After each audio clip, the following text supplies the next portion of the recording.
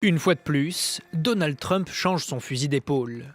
Après avoir donné 48 heures à Téhéran pour libérer le détroit d'Ormuz et menacé de frapper les installations électriques du pays, le président américain annonce une pause de 5 jours dans les bombardements de son aviation.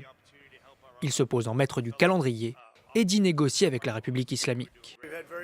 Nous avons eu de très bonnes discussions, de très bonnes discussions. Et vous devez comprendre, toute ma vie a été une négociation.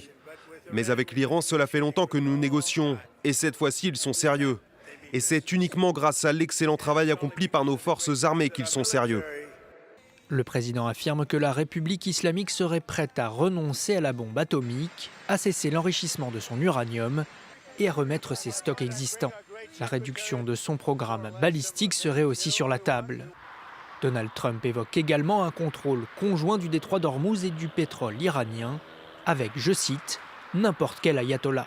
Autant d'affirmations que personne ne confirme, ni à Washington, ni à Téhéran.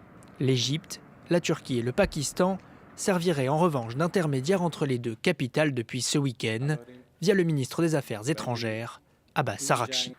La presse américaine évoque aussi des contacts avec le président du Parlement iranien. Ce dernier nie toute discussion. Aucune négociation en cours avec les États-Unis, juste de fausses informations destinées à manipuler les cours du pétrole. Les gardiens de la révolution, eux, publient ces images de lancement de missiles et rejettent toute volonté de négocier. Le comportement contradictoire du président des États-Unis ne nous détourne pas du front de la guerre, ni de la poursuite du combat contre l'ennemi malveillant, car les opérations psychologiques de Trump sont devenues éculées.